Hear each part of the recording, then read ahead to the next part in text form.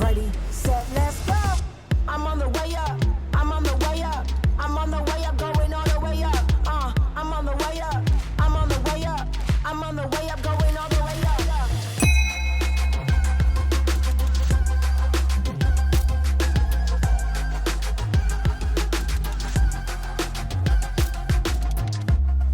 And you're watching the SNS. Hey friends, I trust you are well. Welcome to another episode of The Spotlight, brought to you exclusively here on the SNS. Now with us today, I have the superstar of superstars, Sande Savara. What's up? Introduce yourself. Yes, everybody. Yes, my name is Savara. I'm a singer, songwriter, music producer, businessman, entrepreneur hapa Nairobi Gigi. Just like, a global citizen, and I'm thankful to be here, man. Yeah. How are you? Umesahau msafishaji. Oh, msafishaji. Msafishaji. Wewe msafishaji. Savara, how are you doing today? I'm thankful. I'm good. Nimerelax, yani nasikia energy iko tu sawa. Labda yako. Na mimi niko tu poa, maisha nakupelekaje? I'm good, like living each day at a time. Yeah. Seasons. All right. Now, let's talk about your performance this weekend at Burna Boy. How was that? It was nostalgic. Yeah? Yeah, ilikuwa poa sana. Like I really enjoyed myself. It was so like surreal and like just amazing to see like Kenyans having a good time. Yeah. Kenyans enjoying an A-list kind of artist. Yeah. Kenyans going wild, and alafu pia Burna Boy alikuwa emotional, alafu he's like a good friend. So like being able to hang out, alafu playing music that we did like years ago, alafu was wanna go crazy. Yeah. Man, what's there to be celebrated if it's not like our history and the things that we've created before? So ilikuwa surreal. Yeah. So nice, yeah. Yeah. Na juzi ulikuwa Tanzania, yeah, Kilimanjaro. How yes. was that as well? Oh my God, Kilimanjaro Festival was amazing. Na hizo picha zimeshika by the way. Yeah, amazing. Naba tujiwekea show reel sasa kuonesha vile show ile. Sasa tuweke. What's happening? It's being edited. Because I don't want you guys to miss the correct parts. Okay. It was such an amazing time. Thankful to Kili Fest, to Kili Beer, Kili Lager actually. Thankful to Sniper Montana of Straight Up Vibes, and the whole TZ fraternity. Walifanya kitu kali sana. To be sincere, I was so amazed by the fact that A-list artist or a very amazing experience inapelekwa place kama Ocha ish, unajua. Ya Kilimanjaro unajua pia ni karibu na ni Moshi. See a big city or something. Yeah. But the kind of experience that people were enjoying on stage, ilikuwa kali. But ulichapa show, so no surprise. No, I really enjoyed myself on stage, and it was one of my first. It's actually my first international gig of that magnitude. I've been playing smaller shows. Yeah. But this was like 15K people plus. Oh, that's huge. That's huge, man. So unajua ile unashanga tu hizi ni gani, but all went well. My band was really amazing, and also like the artists from Tanzania were really amazing. Mbosso was nice. Alafu pia walinipokea vizuri yani. Yeah. Kiswahili kilikuwa kizuri. Hey, uliongea Kiswahili yako yote. Napenda Swahili, so it was also like an enjoyable time for me. Yeah. Yes, ilikuwa poa sana. Kili Fest, thank you for having me. Yeah. Yeah, it was good. Interesting enough, I was in Arusha though for my birthday in January. Na niliongea Kiswahili yangu yote. Hadi naanza kusema kwa minajili ya. Unasema minajili. Kuna mwingine anasema hususan. Ndio anasema bana. Kwanza those time nilikuwa na Harmonize anasema wewe ni bana hususan bana. Nasema bro unatumia hususan kwa sentence like ana normal. It's the last time ulitumia hususan. Kawia. Now let's take it back to your roots. So okay. I'm curious about 10-year-old, 5-year-old, 15-year-old Savara. Oh my God. Wow. How was he like? So 10-year-old Savara was very cheeky. Mtoto mtukutu. Mimi nilikuwa msumbufu, nilikuwa nakimbia. Mimi nilikuwa inquisitive. Okay. Sema msumbufu. Katika hali ya kuwa inquisitive. Yeah, when you're very curious, you can come off like very msumbufu because you ask questions, you're always going to places. You're told not to do something but you still do, unajua. So I was that kind of person, and I think ilichangia sana kwa my artistic essence. So nilikuwa tu boys, nilikuwa nachapwa, nilikuwa nachapwa sana. My mom did a lot of discipline. Yeah. Talk to me about me. your relationship with your siblings. Siblings? Uko na wangapi? We are 5. We are 5. Okay. Yeah, sit kwa tano. When you what born? Me ni second born. Okay. So when you some middle child. Me ni middle child. Okay. Alafu I'm like the first born son, so like pia niko na responsibilities. But to be real, mimi nilizaliwa Eastland, so si tumegrow very socially. Okay. Tulishare a lot of things kwa how tuligrow kwa a small house. Yeah. So ilikuwa hata kama unipendi today itabidi unipende. So by force by fire. By force by fire. So it was a really good experience. Ilinifunza communal living, ilinifunza sharing. Yeah. So mimi na siblings wangu paka leo tuko very close. Okay. With all 4 of them now. All 4 of us tuko actually tuko close. Hata family group yetu wangemewaka moto. Jua ni fire. How ni fire. I see what you did there. So how did music first become a part of your life? If you could recall like an incident when you were just like, this is going to be me. Music. What happened is nilipenda muziki in terms of my dad used to play a lot of music. Okay. A lot of reggae music, dancehall, 80s music, muziki za kitambo tu as usual. Na aliplay a lot of Lingala music. Alafu my mom used to sing in church. My mom ni director or something in church. Yeah. Director or something. Paka you anga tuna cheo church. Yeah. She's always had like a position in church. So your time is when I was watching a lot of what my mom was doing. Okay. She was used to sing in church. Ali bring a lot of confidence in me. In terms of I used to see her like singing. Pastor akisema we, so maybe tumeenda tu church amesema come main service, me I'm a kid. Hiyo nikiwa 10 sasa unacheki. So nimeenda alafu pastor anasema offering imechukuliwa nini, but as the offering is being picked niaje if anyone wants to say something ama mtu anataka kuimba mdangu hata ngoji anaamka. So I used to watch her. Naona cool, it's okay to do such kind of thing. Yeah. It's okay to just start like stand up and start singing on top of your voice in front of people. So I think hapo nilipata confidence. Yeah. Alafu coming from a musician's house like my mom, I think music ilikuwa tu in me. So when my dad used to play a lot of music, nasikiza every day. Nasikiza. Alafu sa church ndo nikaanza kuimba. I started singing in church. Sunday school, teens church. I started I was confident enough to be able to lead praise and worship, things like those, man. To be able to do when kuna ma concerts, I would take on a role. Maybe there's a musical in church, those kind of things. Yeah. So I think socially nilikuwa tu na grow up hivyo. Nafanya utundu huku hivyo nje na cheza nafanya hivi. I used to play sports. I'm very athletic. So nilikuwa na play soccer a lot. Yeah. So you can see my childhood imekosana na a lot of socialization. Yeah. And your parents were definitely supportive of even music now being your calling. Juu kuna wale wanaambiwa sasa cha jokes. The best thing I think the fact that I started singing in church. Yeah. I didn't do no secular music as per se. Lakini hakuna kupuzika hiyo secular ni puzi tu, but anyway, I'll just say for the sake of being understood. The fact that I was doing gospel music, my mom alikuwa anajua this one it will keep him out of trouble. Okay. So ukiendelea tu kufanya unaenda wapi in Saturday? Unaenda wapi? Saturday afternoon mom nipatie do. Kuna concert fulani inafanyika wapi church fulani tunataka kwenda. Tu sawa. Akisikia mnaenda concert sijui nini ya church. Tosha gari. So pesa. Hivyo ndo ilikuwa tu hivyo tu. Yeah.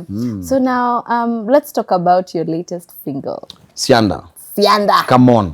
Now Sianda Savara has been making waves. Yes. So what's the story behind the song? The story behind the song is really simple. It's just a celebration of the African woman. Okay. We will never tire. Kuna vitu zinaweza imbwa over and over na watu wachoke kuimba about, lakini we will never get tired of praising the African woman.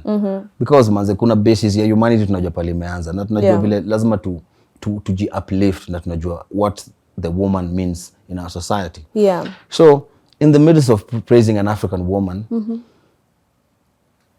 manze nimeimbiwa tu love songs za kawaida for so long, man. Yeah. Nimekuimbia Still the One na Sauti Sol. Yeah. Ukisikia album yangu personal nimekuimbia In My Heart, nilidedicatea Yvonne. Nimeimba a lot of love songs. Yeah. Yeah, so you cannot uwezi ni categorize useme ati Savara has not sung. Nime praise women in different shapes and forms. Yeah. Lakini this time round I just wanted to go raw. Na niunge tu reality about okay, we're talking about bottoms. But then ni kuisifu in a very respectable way. Okay. So mini artistically, you know how I write. So tukona wacha tuweke this kind of model. Alafu I'm pro using my culture and my roots, especially modernizing it. Yeah. Especially right now, I'm in that kind of energy. So when you listen to the sound, unaweza sikia orutu, which is a traditional Luo instrument. Alafu I borrowed the chorus is a folk song, a traditional Luo folk song that was sung during celebration.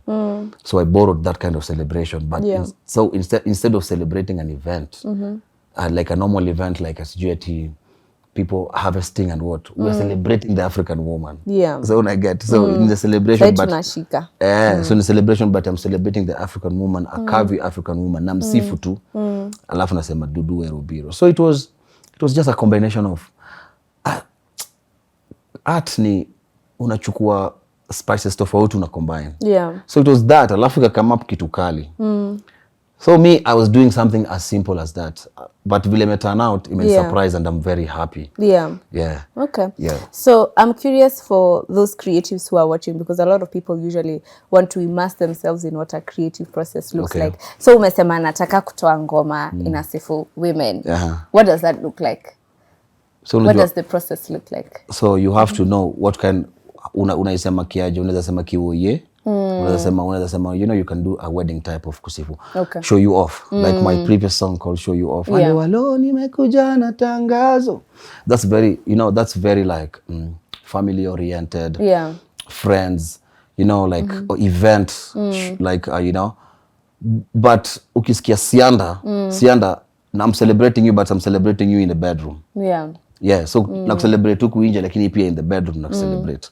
So ilikuwa the other side of celebrating an African woman, which is very, very necessary. Okay. We can't be, uzuri ya art is, we are open to, tunaungana, inatwanga uhuru wa mshairi in Swahili. Like you're free to be able to extrapolate different things at different times. Yeah. Yeah. So and you welcome interpretations of people. Yeah. Now your music over time has always felt experimental and fresh. Like your sound, Savara, is very distinct. So I'm curious, how do you usually decide on the sound or direction for a project? Ama inakuwa tu vibes and inshallah? Ukisikia first album yangu ilikuwa vibes and inshallah ndio, lakini kulikuwa na theme. Which the theme was mostly to explain who I am, because that was my first project. Yeah. Naifanya to the world. So nilikuwa like, people know me as Sauti Sol, but as Savara, people should understand nimetoka Eastlands, nimegrow hivi. So iko na very African stories than how I grew up. Yeah. I really immersed myself into that album and I did a lot of music production on it. But deciding on a sound, it really depends. And that is the case when people ask me like, so what kind of sound do you do? I just do, it's Savara, I just do Savara. I just do a Savara sound. Yeah. And a Savara sound, my name on it, my imprint on it, utaisikia how specific it's going to be on how you make it's going to be. Because I don't do the same things. You know how people always go with the notion like, if it ain't broken, don't fix it. Yeah. That's why you'll see an artist doing the same kind of sound over and over. Yeah. Mi wenda tuna vibes, ingine vitu zinaweza change. Lakini so when I'm doing a project, I stick to a certain theme. Yeah. Yes. So it's not necessarily sound. Yeah. But when you talk about Sianda and I Show You Off, I'm really bringing different elements that are rooted to Africans together. Yeah. Yeah. You mentioned being a part of Sauti Sol, of course, and how it's been a privilege. But now you're building your own legacy. How has it been with the transition? Yeah. Yeah, it hasn't been easy. Nobody can say it's easy. None of us can say it's easy because, you know, like hatukuwa tunajua kuwa solo artists. Okay. None of us knew how to be solo artists. So like, ni interesting. Yeah. Ni interesting in terms of like I would categorize them in terms of pros and cons. Yeah. So naweza sema, when you take something like speed, Okay. Unaweza angalia kama saa hii I can move very fast. Yeah. Because niko alone. I have a small team. Yeah. Decision making is quicker. Faster. Yeah. But then you can easily make mistakes pia when the decision making is quicker. So unapata when you're as a group, consultation, what. You make firm decisions. You make decisions that have gone through 4 heads, 4 very intelligent human beings. So everybody's stake is very important. Unapata you make a very concrete decision. So unapata unacheki both ziko na ukiangalia speed ziko na pros and cons. Unapata pia saa Sauti Sol pia movement unapata ilikuwa hard. Yeah. Because you must consider each mtu kila mtu ako wapi hata kwa line schedules as an adult kupatana na mtu mmoja ni shida. Sembuse watu wanne. Nakwambia sasa shara to Akisa alikuwa road manager wetu for a while. Alafu alikuwa anapanga. Akisa alikuwa tuna kazi ya kutupangia schedule. It was work. By the time ujue Chimano ameenda wapi, Savara anaenda wapi for the next 1 week sijui nini. Alafu kwanza vile tunaweza kufanya separate projects kiasi. Ilikuwa very hard. Yeah. So unapata movement ni hard, decision making ni hard. Kama sasa iwe naweza itiwa show sasa ni aje sasa what time is it sasa you're supposed to see like nani ama British ambassador mani anakuita sasa unapata kabla ucollect watu wanne na bibi msee ako wapi. Lakini msee unapata saa ambassador anasema no I want all of Sauti Sol. Yeah. Kama wanapatikana 3 hapana ndangoja paka siku ile watapatikana wote. So cheki hapo imepostpone baraka maybe. Yeah. So there's pros and cons to both. Yeah. Kitu kama speed, I'll just dwell on speed only. Sema vitu mingi. Lakini angalia different attributes of speed. Yeah. Just on speed, when it comes to writing music, now advantage ya kukuwa so 4 manze kuandika muziki ni one time. Yeah. Because we trust each other, we've done it over and over. It's like second to nature. Yeah. So unapata kuandika muziki tu ni one time. Tukiingia studio mali tuko New York nini mset tunaingia mali mimi na Bien tunaandika haraka tata tumemaliza tunaenda party. Yeah. Lakini sasa when you're solo you handle a lot. You handle a lot and then you have to work a room. Yeah. So unapata speed ya ku work a room inaweza kuwa slower. Ukiwa peke yako especially. So kuna pros and cons in every aspect. It's a all I can say is it's a very unique and nice experience. And we are lucky. Yeah. When you look at it introspectively, we are lucky because tunaweza live a different experience. Most artists don't have a chance to relive a life. Or create another legacy. Ama uishi double life. Most artists unapata unaishi tu as branded as one. Yeah. So sahi mimi naishi Sauti Sol life na naishi Savara life. Yeah. Alafu the experiences I've learned with Sauti Sol manze nazitumia kwa sahi Kenya vile vitu tunafanya sahi. Yeah. Hizo ndio experience neka sahi. Zile mistakes zote nilifanya manze. Yeah. Pia sahi nazitumia kujua ku move around. So we are very lucky to be able to live a different kind of lifestyle and to reinvent ourselves. Yeah.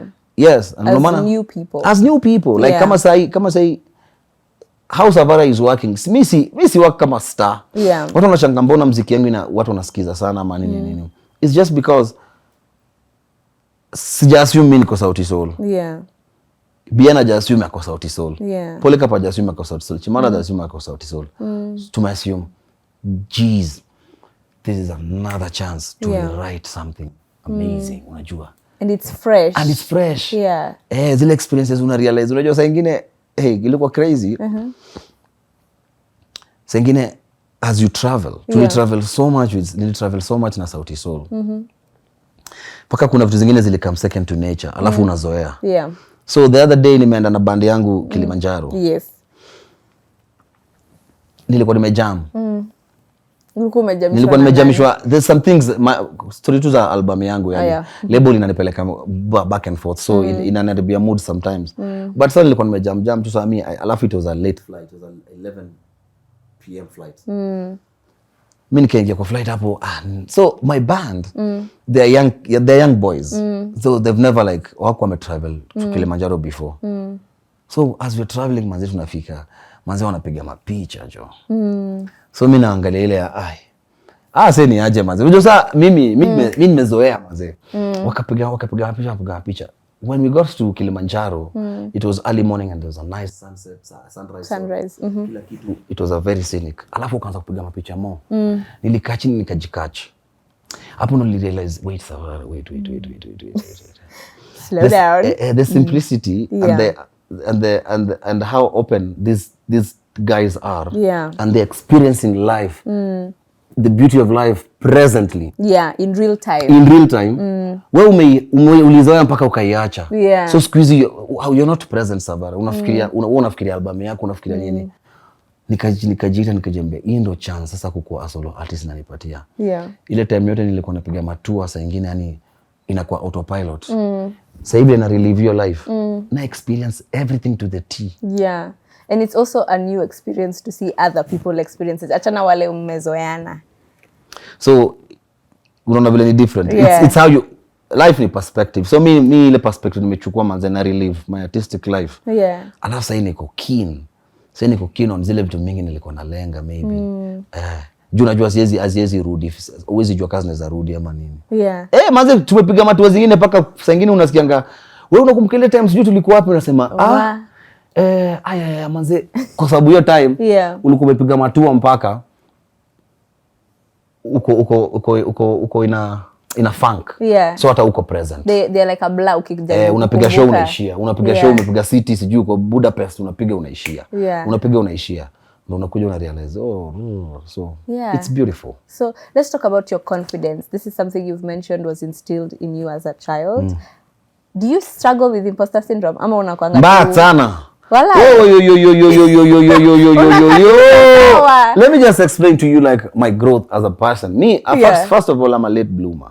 Okay. What do you mean? I'm a late bloomer. Like me, first of all, I was super tiny when I was young. Nilikuwa na confidence. Nataka evidence. Nilikuwa na confidence ya sale nilikuwa na my peers. Lakini I think in my teens, in my teenager life, nilikuwa a little bit timid. Okay. You first of Imagine I'm struggling to see it, but totally. No, kuna places nilikuwa natoa confidence sana, lakini nilikuwa the father nilikuwa nimetoka Islando, alafu pia nilikuwa nimeenda chuo za mababi kiasi. Hizo ni mashow gani?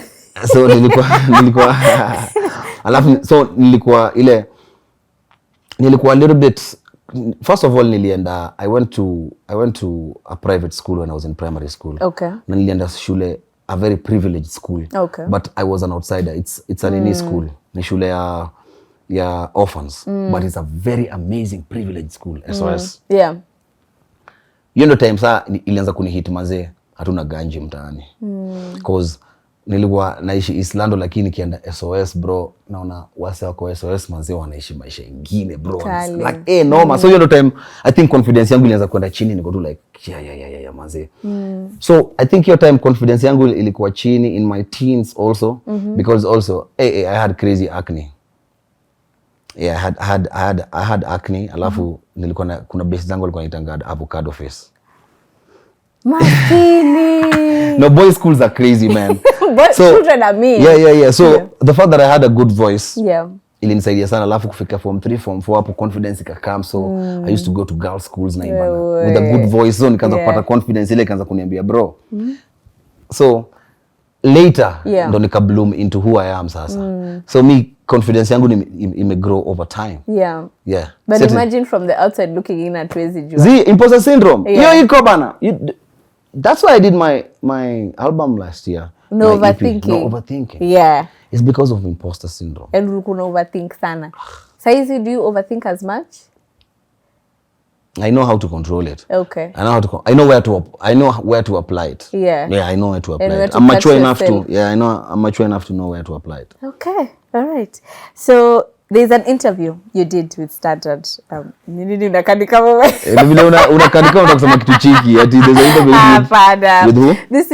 This is on a tangent now, but you spoke about your mom and your girlfriend being your biggest support system. Yeah. So I'm curious, as an artist, support systems, I'm sure for your mom and girlfriend they've been consistent, but how do you navigate the changing dynamics? Because unajua tu mtu anaonanga msanii anasema hapa nitachukua kitu, so people can be very, what is the word, picky with how they move around you. So how do you maintain? I can say nimependa I went through the experience inanisaidia. Okay. Because I would say starting out as an artist pia nilikunga tu, you know, when you're young, you're so open to everything in life. Yeah. So you just go with the flow. You know, when you're super young una flow tu, ndio ni sawa, lakini sasa kuna as you grow older una realize kuna vitu zingine huwezi fanya. So I think experience ndio imenifanya najua kuchoose. Nimetumika. Yeah. Ai manze. Ati umetumika. Unataka kunitumia mnitumie basi. Kufanya freebies. Yeah. Nimefanya freebies. Nimefanya vitu za inatoangaje, we are giving you a platform. Yeah. Nimefanya vitu za kusaidia friends, unajua kuleta friends into high places ama unatamse kwa high table, lakini maybe unatamse kwa high table kumbe wewe ulikuwa umeka faith unadhani mtu wako kumbe yeah, you were a means to an end. Yeah. Unaona, so vitu kama hizo experience disappointment over time zinafanya una realize you know what to choose. Yeah. Unaweza ingia room hivi ukaeka na watu wapiga story, unaweza categorize comment yako haraka as an artist, unaweza categorize comment yako, this one is genuine, this one is not genuine, this one once huyu ni mtu akujipendekeza ama nini, usha categorize, so ushajua vile uta communicate now individually. Yeah. Ule mtu una open up your heart tu sana ama ule mtu tu utamwambia tu ni aje poa na story ishe na save energy. Yeah. So ni experience. The experience ina come to na time. Yeah. But your mom and of course even your girlfriend have been very grounding. Very my mom support system yake definitely ndio nimekuambia imekuwa alisupport muziki yangu ever since, alafu yeye ndo niliona akimba very confident mbele ya watu. Yeye ndo alinifanya nikaona it's okay. So that played a major role. Alafu paka saa hii manze any like major things na go through in life zenye na need grounding your family and everything. Yeah. She's played a major role in even bringing our whole family together. Yeye ndo anashikilia kila mtu. She's the glue. She's the glue, she's everything. So like I really respect her. Yeah. Ndo maana hata yango mafashionista nilimdedicatea. Yes. That's like my love letter to my mom. She's been praying, she's been slaving. Yeah, because it's through her that hata vile unaniambia I always look at you, your fashion sense, you're always slaying. Yeah. Ni kwa sababu she's the first person who was slapping me on a Sunday at I'm going to church. Na sijui nguo gani. Nguo iko Christ. Na ani slap kwa ati kwa vizuri unaniaibisha. You cannot embarrass me. Yes. I'm a fashion designer, I'm a tailor. Mimi nashonianga the whole congregation everything. Wewe unavaaje nguo iko Christ. So you see that discipline. Ilinifanya nikazoea. Ndafu niko na mtu kama Yvonne. Sasa alikuwa ananiambia tu nguo yako isikuwe na any itongaje. Linen. Lint, nguo yako isikuwe na any lint. Na tunaweza kasirikiana juu I have a little bit of lint and I'm in a hurry.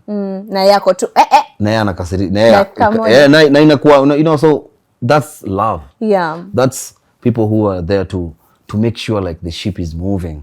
So like as much as mimi napiga panganga hivi na mdomo hivi, there's an energy that Yvonne brings to me na ananikam down. Mashallah. Yes. Yvonne akoko like wewe acha. Yes. And she knows it. Anajua and hata watu niuliza uliamuaje ni nilimwona there was a day I had come from chaos.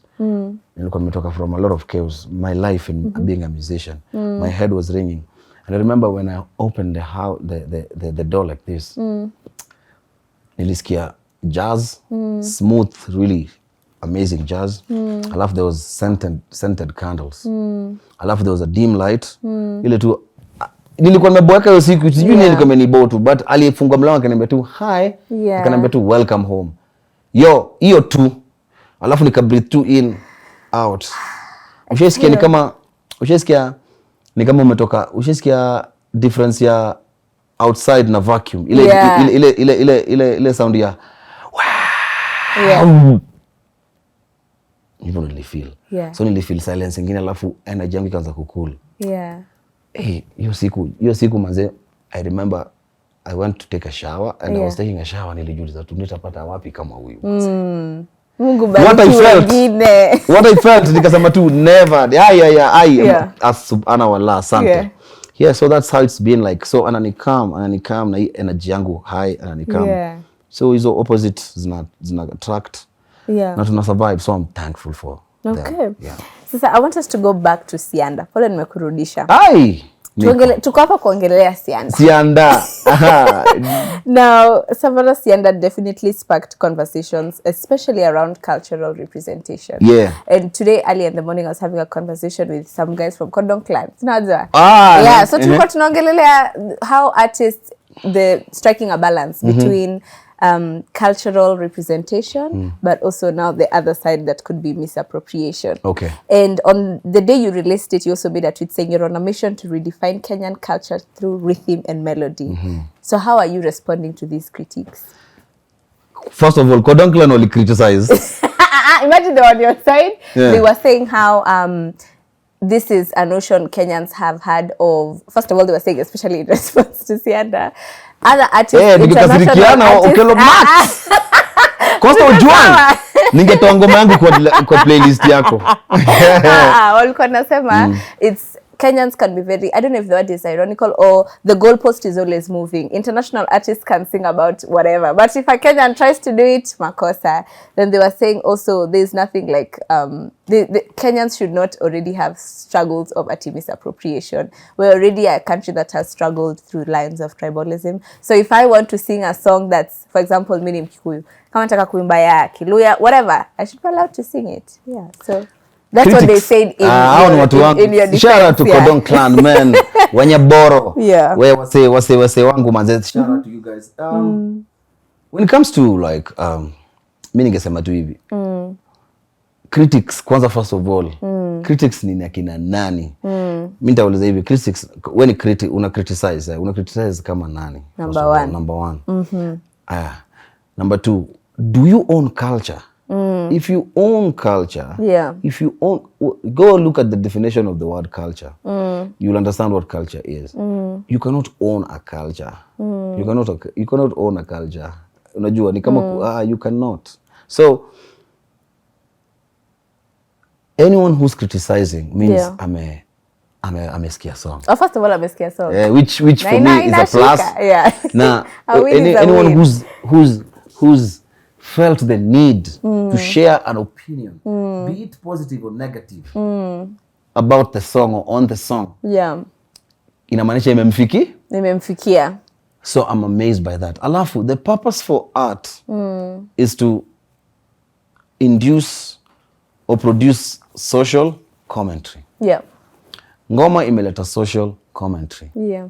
That's the number one. So imesha tick boxes kadhaa, that's the purpose for art. Yeah. When it comes to the Dodo Erobiro thing, what wanasema, some people who are the conservative. The conservative, which now I respect. The conservative wanasema ati, I cannot take a song like Dodo Erobiro. It's a very respectable song or a respectful song. Yeah. In the Luo community, which was sung during big events like celebrations, like during harvest or during a big event ama nini. You cannot do that alafu you put a song about bottoms. There's something I would like to shed light. Bonga, speak your truth. Sometimes it's very quick to judge something or to jump onto conclusions just because you see something and unaona judge by a cover. The song Sianda, as much as you might think we are conservative, as much as they might think it's very basic, because that's what they argue. They argue that the song is, the Dodo Erobiro part is huge, but I do it in a basic kind of way. Because I'm singing about bottoms. It's so crazy what this song has done to people. Yeah. This song, as much as unasikia Sianda, hii ngoma imefanya bigger things than you think. Number one, this song has shed light on one thing. 95 or 90% of the comments in the song are what? Plus size. Plus size, yes. The cyclist? Yeah, the cyclist. Because of the kind of model that I use. Yeah. Unajua manze, nikikuonesha inbox yangu utakuwa so surprised. Niko na more than 50 messages. Yeah. From ladies. Plus size ladies. Respectfully. Plus size ladies wananitumia na message wananiambia, mtu ananiambia kitu kama ati, Savara, you don't know what you've done to me. thank you so much for considering a plus size lady as a vixen. Yeah. Manze si wanga tumesaulika sana. Yeah. Na manze I'm a dancer, me like could dance sana. Now I just go to work and I go with my friends and I dance. Na saa ingine I cannot even post anything. Yeah. Mtu anaandikia essay. Yeah. Yo, so when that was happening, so mi na team yangu, hiyo kitu ilikuwa ina happen to message after message, naambia wase, guys, you know we've done something crazy. There is impact. Message after message after message. We, plus size tumefikiwa. Ni aje manze sasa ima vixen, sikuwa najua. Alafu it became a big deal. Yeah. Ndio nikaambia team yangu, that's the purpose for art. Yeah. Na lakini we ni conservative. Yeah. Ukisikia song unasikia Sianda, wewe unafikiria tu bottoms. Wewe hujui ile effect ime have. Yeah. Unaona, that's number one. But now that really was above our expectations. Na hiyo ni fulfillment yetu as artists. Yeah. When you shoot up something and ina fulfill some purpose. Nikasema, look at this song. Yeah. Sai I can have an interview about that song. Before, hata sikuwa nilikuwa kufanya interview about this song. I just wanted to release it. But the impact. Number 2. Go look at the comments. Guys, wow. Finally we found a Kenyan sound. Yeah. This song feels so Kenyan, but it feels so international. Unajua yule mzee anasema nini wewe? Yeah. Nikiwa nasema umemchukua, umempeleka New York lakini ana feel Kenyan. Yeah. Umempeleka London lakini ako Kenyan. Alafu for someone to say, finally we found a sound that can win a Grammy. We found a what and what. Alafu when I think of how I put the parts together, nikifikiria Kijaka, folk song, Urutu, but then I modernize. Yeah. Naambia watu, this is the purpose for art. This is what was intended. Imagine. So mimi nikiangalia fulfillment, nikiangalia ile intention nini me fulfill the song. Is bigger than a conservative who does nothing, who's how do I call them? Who's a keyboard warrior. Na most of them to your face hawezi kuambia. Hawezi kuambia. Alafu amesoma anataka niimbe na Sauti Sol skirt. Sauti Sol skirt watu wameimba na Sauti Sol skirt for how long? Mbona ijaenda global? So ukisema ni culture misappropriation, yet I'm the person who's highly likely to transform that culture into to international appeal for international audiences. Imagine. You're missing the point. Sasa ando watu walikuwa natukana urban tone. Yes. Ando watu walikuwa wanatonga ma moralists. Walikuwa tukana urban tone, natukana watu, wanasema watu wanafanya ufala. But hawa watu hiyo wali change game. Sale all our moralists wote walikuwa nasikiza Nigerian music, South African music, South African music, ama sasa Western Tanzanian music, ama wanaita ma DJ wa ma house, wanasema tunaenda ma uns, ndio. Hao ndio moralists sasa. Sasa ukienda kwa club usikie ngoma ya Fadhamo. Hao ndio sasa watu wanasikiza Kenyan music. So I would like to say, like, when you're a moralist and you're quick to put things down, angalia impact kwanza. But also we need those people, critics. Need them. Lakini ilikuwa critics za kifala sana. So know your facts before upige mdomo. Uko hapo ku tweet mambo. But I'm thankful. It spark conversation. Na mimi nataka nikwambie. Now that's the purpose for art. Tulikuwa tumelala. Hata kuna mtu anaongea basi. Manze ngoma number 1 saa hii. Kenya, the number 1 song in Kenya right now has an Urutu. Si ati ni ngoma ati tumecopy style. How amazing is that? Think about it. How amazing is that kuliko tu inaonga ngoma sijui ya Lil Wayne, inaonga ngoma sijui ya TZ, ya Diamond, ya nani. Z. Tunasonga, and that's the positive. I love it. And speaking on even just something you've mentioned now, do you feel like Kenyans, as we support you Kenyan artists? Yes. It's now, right now. You feel like there's been a shift? There's been a shift. Okay. Definitely. Watu waliboeka. Kulikuwa na hiyo time, as nimeongea before, ile time, I think Wakenya wali realize walikuwa wanajichomea. Ile time mapiano ilitokea manze, ulikuwa unaenda everywhere. Kila mtu anacheza mapiano. Every club, everywhere. Yani, you know, sisi ndo Kenyans, sisi actually si ndo tu hitisha wasanii. Do you realize, like, so many even African acts who are one hit wonders, they'll pass through Kenya first. Or they have to perform here. Na msee anaweza kuwa tu umesikia msanii tu sijui Lil nani from Nigeria. Akona ngoma jamos moja, lakini haja perform anywhere else in Africa. Isipokuwa Kenya. Na atafanya rerun na atafanya rerun. So we've been a very cosmopolitan country to take. Lakini kumekuwa na shift. Ukiangalia vitu after maandamano. after when the political situation was like that, alafu the Gen Zs came and the millennials wakachange shift, na the older generation ni kama walisema wacha tuwache because these people know what they're doing. Yeah. So there's been a shift because Gen Zs and millennials love Kenyan music. Ukiangalia the generation before millennials hivi ndo wataanza kuambia ma hip hop za kina sijui 50 Cent sijui nini. Alafu msana anaweka kofia hii design, lakini sasa Gen Z, Gen Z sasa na millennials sasa anaweza vaa kitu ya Kimasai na feel ni cool. So there has been a shift and it's very nice. Look at the Kenyan music scene is budding. Wasanii wanafanya well manze. Mnachapa kazi. Hadi ukiangalia last year as much as Kenya we bring a lot of foreign artists, the shows that most Kenyans were playing, zile shows zilikuwa only Kenyan, zili flourish. Look at Soulfest. Angalia Soulfest tulifanya only Kenyan artists. Soulfest was the best event last year. Yes, hands down. Hizo events zote zingine walileta ma big fish, kuliendaje. So unaweza ona hiyo shift. And I speak naongea tu vizuri, yani ukiangalia sasa Kenyan shows zinajaa. Ukisema tu ati Okelo Max sijui wapi, Kisumu. Hata last year Charisma Live. Ilikuwa hivi. So it's amazing. So that we feel it as an artist, and there was going to be this shift eventually. So I give it up to the artists from before, wale champion kitu. Manze hii kitu ati inaweza sema ati imeanza na millennials na Gen Zs. The artists from before manze ilikuwa challenging but they did it. They opened up the doors. So ndo sisi hapa sasa. Sasa mimi niko na tu swali moja. Twende. Allow me. Sasa the day you made that tweet, there's another music person who also made a tweet. And to summarize, he was tweeting about mediocrity in songwriting.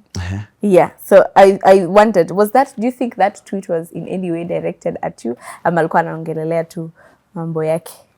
Alikuwa na mediocrity in songwriting in terms alisema, I'll have to look for the exact tweet, but the tweet was about mediocrity in songwriting and cultural misrepresentation. The same day Sianda was built. Sasa hiyo ndo hao sasa nichekia ma purists. All right. Hao ndo wale ma purists. Sasa akiona hiyo ngoma imekuwa along Sianda.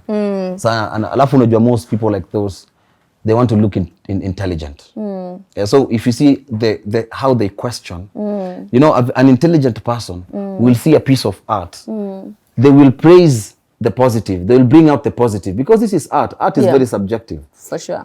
They'll bring out the positive. They'll see what you're trying to do and everything, and say like, but here, I have a thing like, I think you should have done this. I beg to differ with you, which is fine. There's a way you can put it. Lakini, if you look at such comments, the first thing mtu anaeka hapo ni ku bring down. And it's a Twitter thing.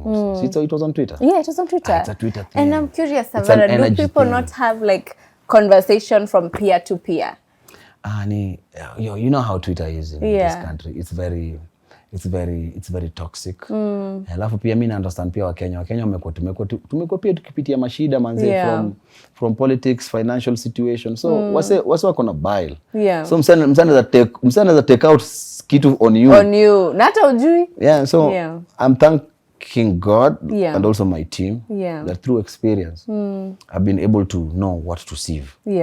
Kuna time ile kwa hizo vitu zilikuwa zinanikatisha ma feeling. Unaona ananiambia hizo vitu zinanikatisha ma feeling, na umse first of all hata ukienda hapo kwa hiyo tweet uangalie umse umse, the only thing anaweza kupatia ni YouTube view. Haizi lipa show. Haizi fanya hivi, fanya hivi. So choose your battles. Choose your hard. Nikala choose battles zangu. Savara, umenibamba. Tunaweza ongea hadi kesho. Mimi napangana. Lakini nataka utuambie what's next for Savara. Oh man, what's next is living my life, man. I'm just enjoying life. But in real sense, man, I'm experiencing myself in a different light. I'm enjoying myself. And I'm really trying as much as possible to articulate myself artistically na pia to grow myself in terms of being a global citizen. So mtaniona kwa spaces kubwa. Tuko tayari. Ndio na spaces kubwa because now you know me that nimetoka place ya kuwa tu only an artist. But I represent a nation. I represent policy. Na niko making policy in the music industry, in the creative economy. So you'll be seeing me in such spaces. But mostly artistically, I am really redefining our culture. As you should. I'll experiment a lot. Nitawaudhi wenye mtakasirika mwanzo kukasirika sai. Kasirikeni mapema because you know what, in every situation and in every era kuna watu lazima wa upset the status quo. And when you're upsetting the status quo, when you're doing something legendary, not everybody will be happy. So hao wenye wanaendelea kuudhika wataudhika zaidi, lakini inamaanisha change inafanyika. So changes. mtaona some isukuti craziness. Angalia wa Nigeria manzo wanapiga ozeba. Ozeba sasa spiritually hapa Nairobi unaona vile watu wana go crazy about it. Na hiyo si nini tu kisikia ozeba, it's like a spiritual song ya ocha tu, alafu imechukuliwa moderniziwa. So acha nikwambie hiyo shago yetu nataka kuimodernize na tu enjoy. Kama mtajam. Sawa. Thank you so much. Now we're going to move to part 2 where we are going to play games. Yes. Welcome to the hot seat. Now, your latest EP, No Overthinking, has 8 songs. Nini umeanza kupani? Collect them wait. Savara Modigi. I want you to arrange those songs in alphabetical order, and you have only 10 seconds. That's more than impossible. Bossa vibe. Aya, tuanze? Bossa vibe. Now nataka tuanze so that we put the timer. Basi wacha nikupe 15 since umeteta sana. All right, Savara, your time starts now. Bossa vibe. Life on the road. Bossa vibe. Tequila. Bossa vibe. I don't even know the third song. It was Bossa Vibes, Euphoria. Okay, with E, okay. Yes. Life on the Road, Roxana, Smile, Tequila, Wewe ni Fire. Then I put, because it was a number 3 step ya mwisho. I didn't forgotten 3 step exists. Aya basi, spin the wheel. Twende, yo. Savara, spin the wheel na. Oh. Yeah. Yeah? Number 4. Number 4. So you can either choose from this side or this side.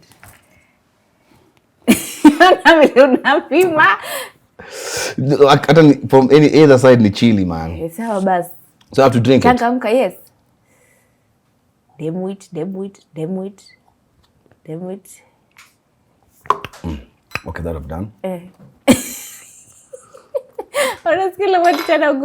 Chili. But I love chili, so it's nice chili. Okay. Alrighty. Sawa. Aya, next question. Are you ready? Are you ready? Aya. Dem wit. Okay. Aya. If you had to remove one song from the EP? Yes. Which one would it be and why? Your time starts now. 3 step. Hey. Why? Actually. Why? 3 step, yeah. Why would you remove 3 steps, Savara? It was not understood the way I wanted. Okay, then help us understand the way you wanted it to be understood. Rhythmically. Yeah, DJs love it. Normal mwananchi wanaipenda lakini hawakuipatia ile chance uko napatiana. Unapaka kuipatia. It's a very rhythmic song. Ni ngoma kama upendi kudance sana yani. Ni ngoma tu yani it's a how can I say, it's a unique kind of sound. It's a, how can I say, I've forgotten about the English expression. Ni sawa. Ni ngoma yani wase kidogo naweza understand. Okay. Yeah, so would you consider it to have like a niche? Like if you get it, it's niche. You don't get it, forget niche. about it. Yes, it's niche. All right, sawa. That wasn't so hard. Yeah. Wasn't so hard. All right, sawa. Now, still on No Overthinking, you have some amazing collaborations. Murumba Peach, Harmonize, Mr. Drew, and many more. Who was your least favorite collaborator? And why? And your time starts Must now. I answer? Yes. Okay, you don't have to answer. If you don't have to answer, you can spin the wheel. But your time is moving. Who was my least collaborator? Least favorite collaborator. Dem wit. Let's start the timer again. And your time starts now. I must answer. You don't have to answer. If you don't answer, you can spin the wheel. But if you spin the wheel, just know you'll drink one of these. Ay man. Savara surely. Ne. Waga 6. So. Ibadi kiko hapo. From either side.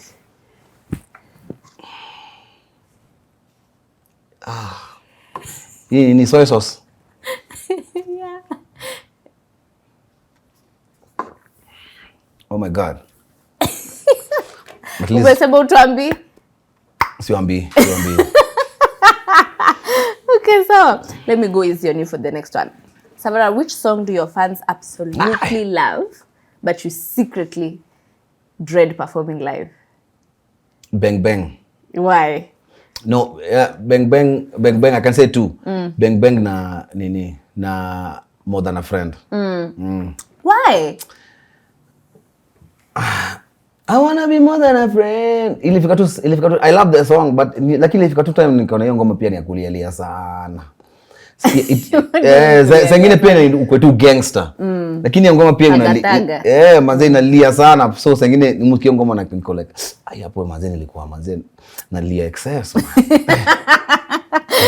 Okay, so that was very quick. And the next one. You have worked with some of the biggest artists in East Africa. Who is the most overrated artist that you've encountered? And your time starts now. Otile Brown. Demwit. Next question. Do you want to explain? Yeah? Do you want to explain what about interactions, anything? Umesema tu toshagari. Next question. All right.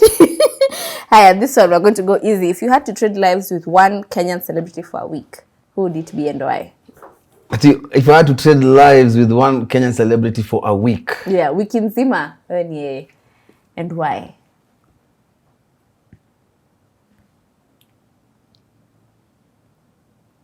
Masaa zimeshaisha. Steve Simple Boy. Why Steve Simple Boy? Nanyesha. Kwa sababu Steve Simple Boy, kwa sababu Steve for a week, Savara. Okay, Kenyan celebrity for for a whole week. But umesema Steve Pasanganga. Mbona una change? Pasanganga, why? Pasanganga tu yani vile you enjoy tu watu. Yani unaweza penda kwa hiyo position yani vile unapima watu na wasee wanasikia. Unaweza penda kwa hiyo position yani unapimanga wasee yani how amazing would it be? Unatukananga paka wasee. Paka unaongelesha. Unakuja kanisa yako. Unaongeleshanga tu yani. Na wanatoa sadaka kanisa yako. Hiyo ni power ingine crazy over people. Nataka kuoa mseo for a week. Anakuanga definition of jump, anasema how high. Yo freedom paka unaingia online unafanya anything unataka. Hiyo ni freedom sana. Either yeye ama huyu mwingine alikuwa pasta mgani huyu? Mgani? Kanyari. Ule kwa TikTok. Ule wa TikTok. Hiyo ni freedom, hiyo ni guts. Naweza taka kuona guts ka hizo in life. Wiki moja tu unaweza you'd be a menace. So that was hilarious. Next question. This one is light as well. I would like for you to describe your worst performance ever. What went wrong? Yani ile ulitoka stage ukasema bloody fuck it. My worst performance ever tulikuwa tumeenda KU. When Sauti Sol was beginning. Tulikuwa tumeenda KU manzi, alafu unajua how university students are very rowdy. Alafu your time tulikuwa tumetoa lazizi blue uniform, so tulikuwa tumeshika kwa makampo. So tulikuwa tumeadvertise na watu wamelipa. Unajua ngile it's a weekend. Of entertainment in school. Alafu unajua ilikuwa KU unajua pia ina watu wametoka Moshadha kibao. So hiyo ni some serious thing. Alafu watu walikuwa wamelipa. Watu walikuwa wamelipa sa entrance and everything. Sauti Sol performing live for the first time. Kujina track live. Alafu we were the first artists to be able to be doing live. So people were excited about live performances. So tulikaenda KU tukapanda stage. Ilikuwa stage alafu manze there was a lot of people. Let's say like maybe 3K people. Crazy. That's a good number to play for. Sound ikaanza kuleta shida. Lazizi watu wasikii. Haya. Excuse me guys, ngojeni kidogo sound isotiwe. Okay. MC anaongea hapo, sound inasotiwa 10 minutes inaisha, sound inasotiwa 20 minutes inaisha, sound inasotiwa. Wewe wasali anza kuzusha. Yeah. Sauti Sol upande kwa hiyo stage haraka ama tunawapiga. Wacha Mlamba muimbe. Muimbe wewe tukapanda stage manze. Sasa tunapanda stage manze, najaribu kimvi mic haifanye. Yeah. Sound engineer tunaangalia hivi nyuma ameepa. Ayuka. Anaitwa Alex, I love you. Lakini Alex, you know what you did, brother? Alex is one of the best actually right now.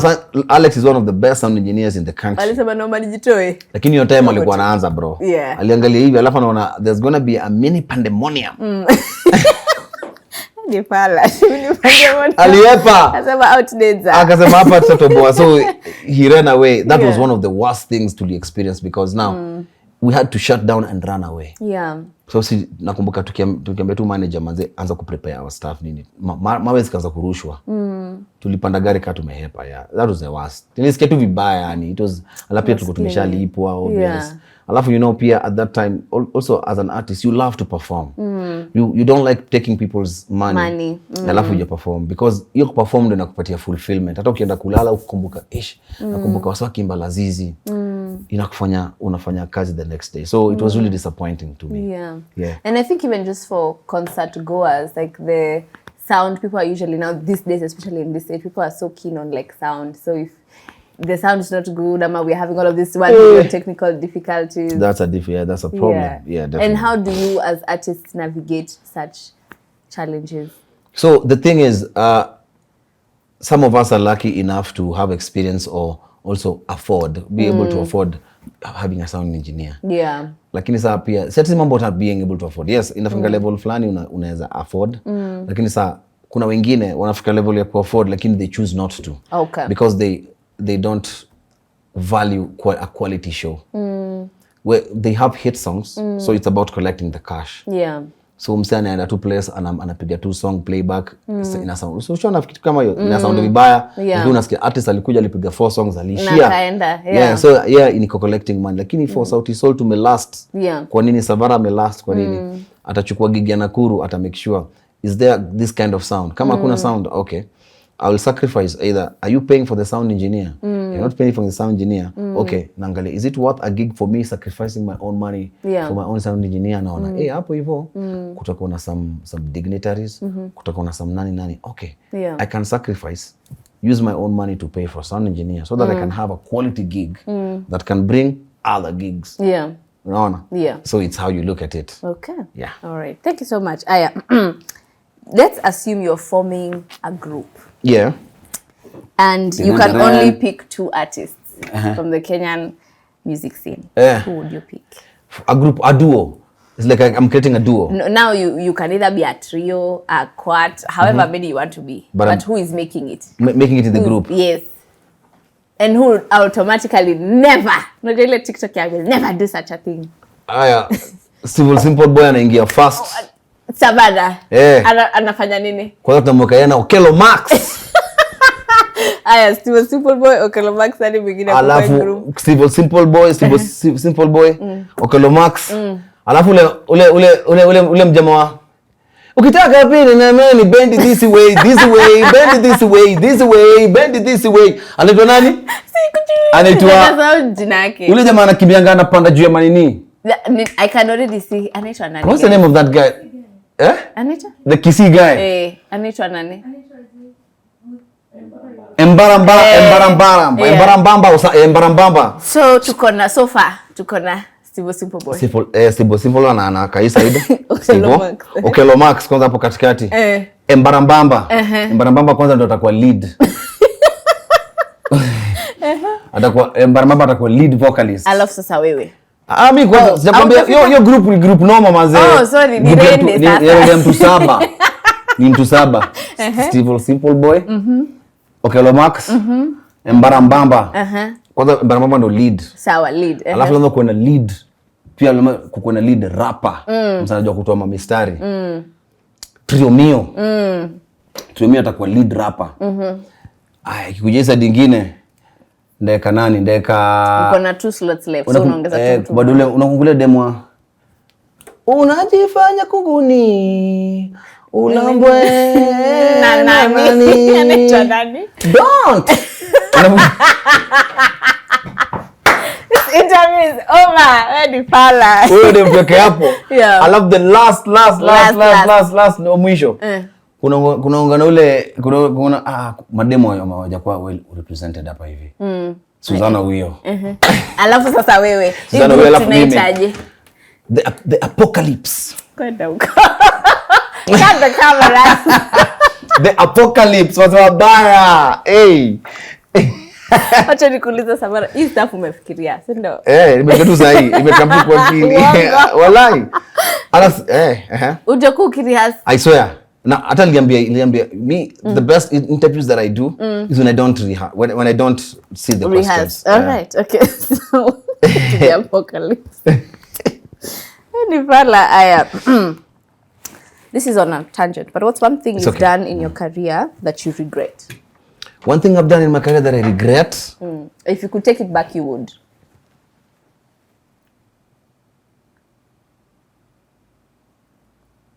Nothing. Nothing. Not Nothing. a single thing. Imagine all the L's Umezichukua. are lessons, man. The moment nikianza kusema hivyo, muanga, the moment itakuwa na live in my past, which there's nothing I can do about it, and it doesn't help me in any whatsoever way. Yeah. The person who told me how to do that was Vibes Cartel. Kwa interview aliuliza the same question. Na alijibu the same. Unacheki legends. Na ili make sense kwa vile alijibu nikasema the fact that I can look back na niseme ningeifanya right. Hiyo ni lesson already ulikoshaichukua. So you took the lesson already. So it's a lesson, it's not a loss. It's not a loss. Yeah. All right, sawa sawa. Sasa tuingie kwa finish the lyrics. Nikidhani imeisha. Let's go. Zima tana. Washa mishuma. Pandisha mzuka baby, sasa tuende kazi. Sorry. Sijui mbona niko nadhani nimekushika. Aya. Tengeneza relationships.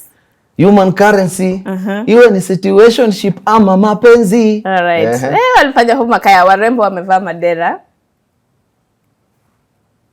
Warembo wamevaa madera. Vijana wa mtaa, acheni anzeni